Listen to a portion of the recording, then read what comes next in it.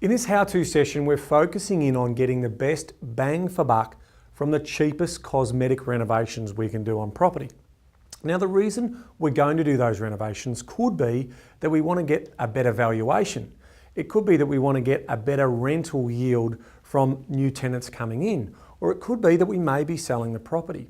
Now, what are the best ways to do that? Well, the first thing that comes to mind is around decluttering, making sure that the whole property looks uncluttered. So when we walk inside the house, we want to basically see very, very little things out. We want to put everything away in their storage places.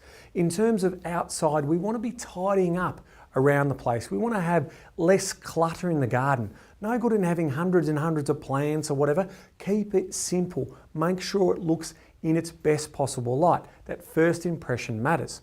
Now, when we go inside, I'm all focusing in on the natural light and the air. Now, it could be natural light, but we can also do a couple of little tricks there as well. Making sure that we've got potentially lighter bulbs to give a better, stronger view of lighting coming into the area. Making sure that the windows can open. You know, there might be generations of paint and those windows aren't opening on our investment properties. It's really important to get that air coming through. The last thing we want to see people coming in is getting a smell. So also sense, so that whole air and light experience needs to be a good one. We don't want to be walking into a musty or a dark environment. We really want to, again, spruce it up and make that property pop when we first walk in the door. And the final one is obviously painting. So we're talking about keeping it cheap here.